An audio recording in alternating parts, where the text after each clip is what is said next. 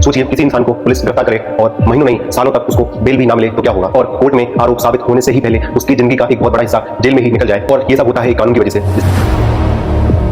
कुछ लोग कहते हैं इन कानूनों का उपयोग इसलिए जरूरी है क्योंकि देश में देश विरोधी गतिविधि और आतंकवाद की रोकथाम जरूरी है। वहीं पर इसके विरोध में कुछ लोग कहते हैं इन कानून की वजह से लोगों के संवैधानिक अधिकार और जो उनके मानव अधिकार हैं वो कहीं ना कहीं हनन होते हैं। तो आखिर ये यूएपीए क्या है और ये भारत जैसे लोकतांत्रिक और संवैधानिक देश में इसको क्यों लाना पड़ा, और ये कैसे धीरे धीरे एंटी टेरर लॉ भी बन गया और जो हर कुछ महीनों बाद देश में विवादों में घिरा रहता है। इसकी कहानी शुरू होती है 1960 के दशक में, जब भारत एक नया आजाद देश था और भारत पहले ही भारत पाकिस्तान बंटवारे से बहुत बड़ी समस्या झेल चुका था। और वहीं पर भारत के उत्तर पूर्वी जो राज्य हैं वहां पर भी एक स्वतंत्र देशों की मांग होने लगी थी और देश में भाषा के आधार पर भी काफी विरोध उस समय चल रहा था। और उस समय की सरकार भी राष्ट्रीय एकता बनाए रखने की काफी कोशिश कर रही थी। और आपने भी देखा होगा 1962 के समय ही भारत और चीन का एक बहुत भीषण युद्ध हुआ था, उसमें भी भारत को काफी नुकसान झेलना पड़ा था। कहानी शुरू होती है 1963 में, जब संविधान में 16वां संविधान संशोधन लाया गया। राष्ट्रीय एकता और संप्रभुता के नाम पर कुछ देश विरोधी संगठन और गतिविधियों पर रोक लगाने की शक्ति दी गई। उस समय इसका उद्देश्य आतंकवाद नहीं था, उस समय इसका उद्देश्य था जो अलगाववादी चीजें हैं जो हमारे देश के ही नागरिक हैं यहाँ पे पनप रही थी उनको रोकना और भारत को तोड़ने वाले समूहों पर रोक लगाने की कोशिश करना।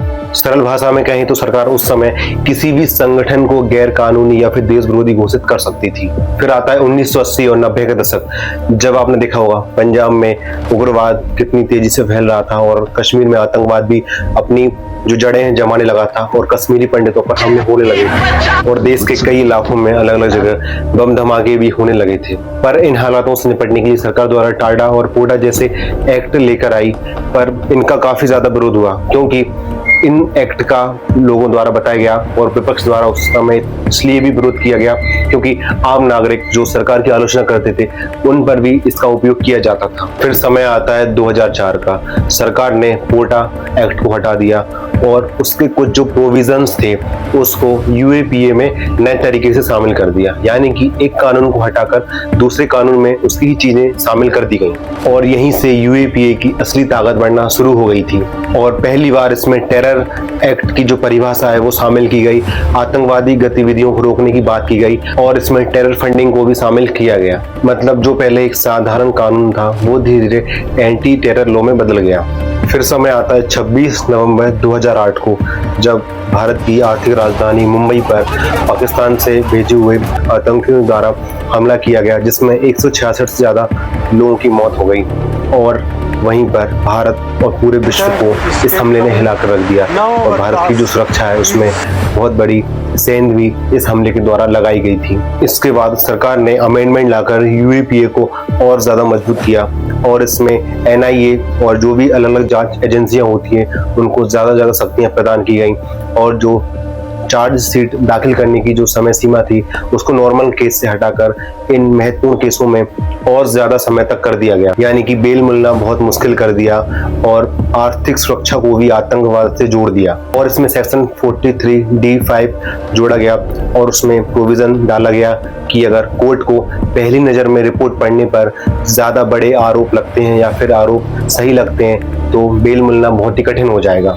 इसलिए आलोचक कहते हैं कि कभी कभी जो इस केस की प्रक्रिया है वो ही सजा बन जाती है। वहीं पर 2012 में फिर से अमेंडमेंट करके टेरर फंडिंग और जो आर्थिक सुरक्षा है उसकी भी जो परिभाषा है और ज्यादा बड़ी कर दी गई। पर सबसे बड़ा विवाद जब हुआ जब 2019 में मोदी गवर्नमेंट ने इसमें अमेंडमेंट किया और उसमें डाला कि सरकार किसी संगठन को आतंकवादी तो घोषित कर सकती है पर साथ ही साथ इंडिविजुअल पर्सन को भी आतंकवादी घोषित किया जा सकता है अगर वो ऐसी किसी गतिविधि में पाया जाता है। तो इस प्रोविजन का नेशनल सिक्योरिटी पर काफी डिबेट हुई और आलोचकों ने भी इसका काफी विरोध किया। मतलब सरकार किसी व्यक्ति को कोर्ट में दोषी साबित हुए से पहले ही उसको आतंकवाद की सूची में डाल सकती है। और सरकार द्वारा बोला गया कि आज के समय लॉन वॉल्फ टेररिस्ट भी बहुत बड़ा देश के लिए खतरा हो सकता है। अब मैं आपको कुछ बड़े और चर्चित मामले बताऊंगा जहां पर यूएपीए का इस्तेमाल हुआ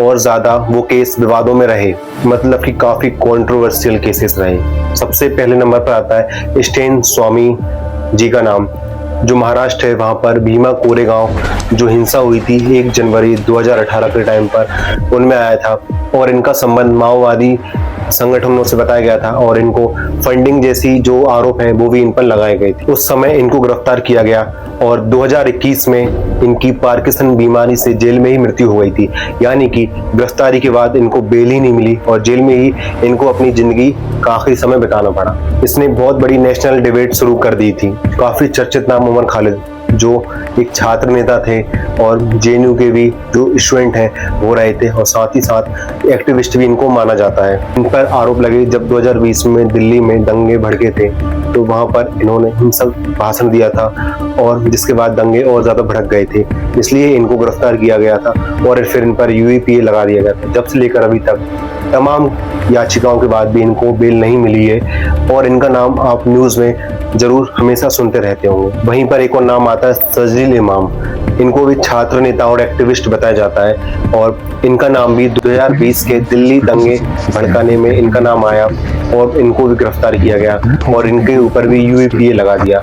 और तो साथ ही साथ उमर खालिद और सजील इमाम की दोनों की कहानी एक जैसी है, दोनों को अभी तक बेल नहीं मिली है। सजील इमाम और उमर खालिद का नाम हमेशा जो फ्री स्पीच है उसको लेकर काफी बड़ा इशू बना रहता है। एक और काफी फेमस नाम आता है सिद्दीकी कंपन जी।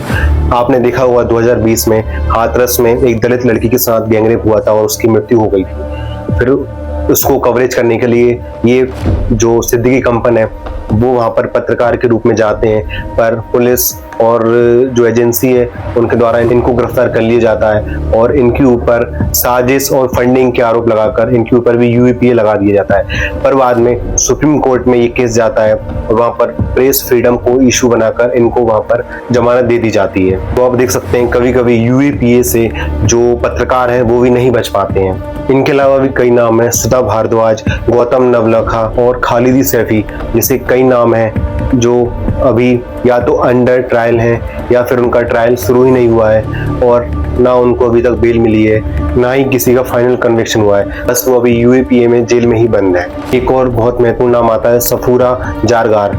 इनका भी नाम दिल्ली दंगों में आया था और इनको भी उस समय गिरफ्तार किया गया था और इनके ऊपर भी यूएपीए लगाया गया था। पर सबसे बड़ी बात है जब इनको गिरफ्तार किया गया था तो उस समय ये प्रेग्नेंट थी। तो आप देख सकते हैं यूएपीए का जो उपयोग है किसी भी वक्त किसी भी सिचुएशन में किसी व्यक्ति के ऊपर किया जा सकता है। नहीं, हम देखते हैं यूएपीए एक राष्ट्र विरोधी गतिविधियां हैं, उनको रोकने के लिए कानून है, पर यहाँ पर सुरक्षा के नाम पर बिना ट्रायल किए कन्विक्शन किए कई लोगों को बहुत दिनों तक जेल में रहना पड़ता है और अपनी जिंदगी वहां पर बितानी पड़ती है। तो हम मान सकते हैं कहीं ना कहीं यूएपीए में लोगों की आज़ादी को भी खत्म किया जाता है। वहीं पर देखें भारतीय संविधान, तो उसके अलग अलग आर्टिकल इस तरह की बातें करते हैं, जैसे कि आर्टिकल 22 वहां पर किसी को मनमाने ढंग से गिरफ्तार और हिरासत से संरक्षण जैसे अधिकार प्राप्त है। और इसके खंड 3 से 7 तक निवारक निरोध यानी कि प्रिवेंटिव डिटेंशन जैसे नियम वहां पर जुड़े हुए हैं और इसमें बताया गया है कि प्रिवेंटिव डिटेंशन का उपयोग राज्य की सुरक्षा और लोक व्यवस्था बनाए रखने के लिए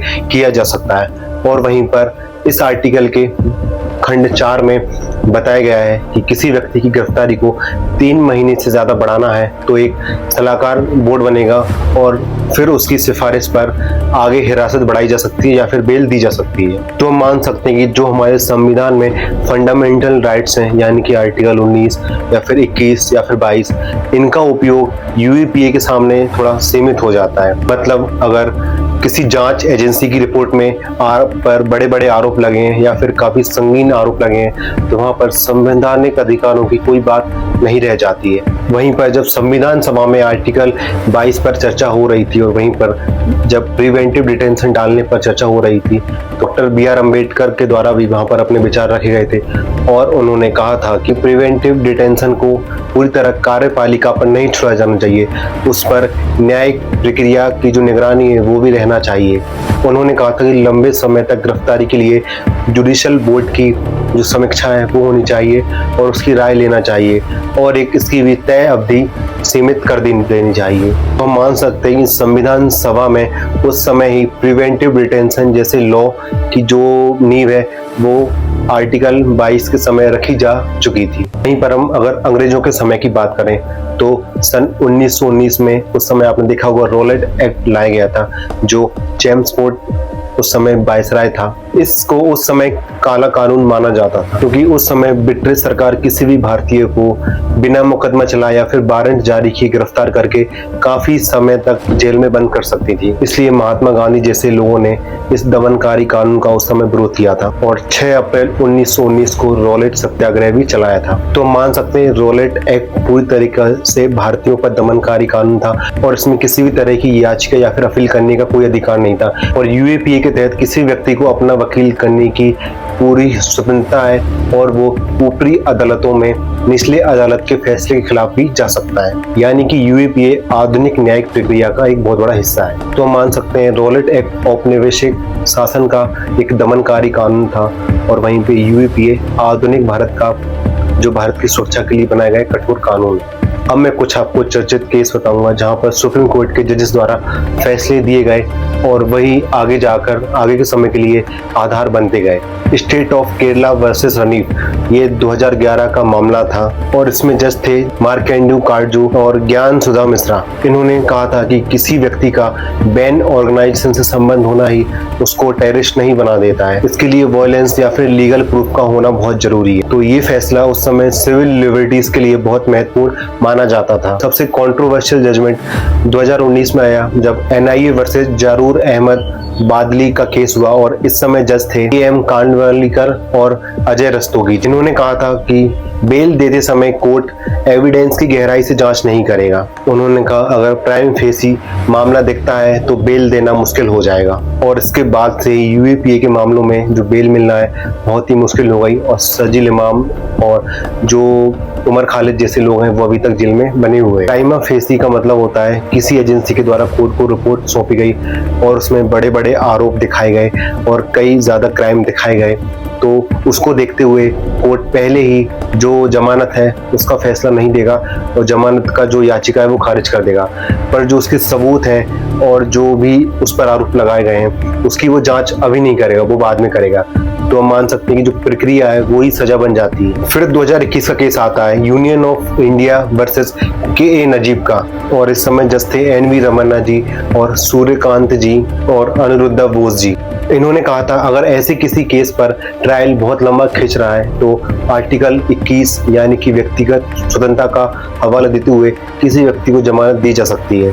तो हम मान सकते हैं 2021 का जो जजमेंट था वो 2019 के केस को बैलेंस करने के लिए शायद लाया गया हो। फिर एक 2030 में अरुण भुवन का यूएपीए केस आया जिसने पुराने जो केस हैं और जो पुराने जजमेंट हैं उन सबको बदल कर ही रख दिया और इस समय जज थे एमआर शाह, रवि कुमार जी और जस्टिस संजय करोल जी और इस समय इन्होंने जजमेंट दिया और जो अपने पुराने लिबरल जजमेंट थे उनको सीमित कर दिया और इन्होंने बताया कि अगर कोई व्यक्ति बैन ऑर्गेनाइजेशन की मेंबरशिप लेता है तो वो भी पनिशमेंट के लायक हो जाता है। यानी कि इस समय कोर्ट ने नेशनल सिक्योरिटी को ज्यादा ऊपर रखा, मतलब कि 2011 में जो जजमेंट थे वो थोड़े लिबरल रहे और 2019 में जो बेल मिलने का जो प्रोविजन था वो थोड़ा कठिन कर दिया और 2021 में आर्टिकल 21 का हवाला देते हुए थोड़ी बेल की जो उम्मीदें हैं वो लागू कर दी गई, पर 2023 में जो सारे पुराने जजमेंट थे उनको सीमित करके नेशनल सिक्योरिटी को ऊपर रखा गया। सुप्रीम कोर्ट अक्सर कहता है कि जो नेशनल सिक्योरिटी के केस हैं वो अलग कैटेगरी के होते हैं। अगर व्यक्ति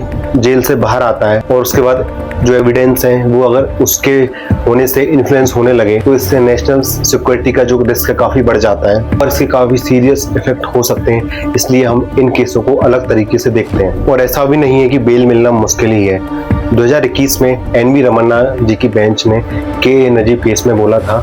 अब इसके विवाद और बहस पर आए तो आलोचक कहते हैं कि कई बार सरकार विरोधी लोग और आतंकवाद के बीच की जो रेखा है वो हमेशा धुंधली हो जाती है। वहीं दूसरी तरफ हम देखें तो सरकार और जांच एजेंसियां कहती हैं भारत लगातार राष्ट्र विरोधी गतिविधि और आतंकवादियों का सामना कर रहा है, जैसे कि सीमा पार आतंकवाद, नक्सल हिंसा और ISIS का जो मॉड्यूल है वो कहीं ना कहीं देश में गिरफ्तारियां होती रहती हैं, या फिर नॉर्थ ईस्ट में जो उग्रवादी संगठन है, फिर कश्मीर में अलगाववादी संगठन जैसे उसका उदाहरण है। और कहते हैं बिना मजबूत कानून के देश की सुरक्षा मुश्किल है। शायद इसी वजह से UAPA भारत के सबसे विवादास्पद कानूनों में से एक माना जाता है। UAPA एक कानून नहीं है, ये एक संघर्ष की कहानी भी है। एक तरफ देश की सुरक्षा है तो दूसरी तरफ देश के नागरिकों के संवैधानिक अधिकारों की बात भी है। एक तरफ आतंकवाद का डर है तो दूसरी तरफ इस कानून का गलत इस्तेमाल होने का भी डर है। तो सवाल अब यही है, क्या भारत को ऐसे कानूनों की अभी भी जरूरत है, या फिर UAPA में अमेंडमेंट करके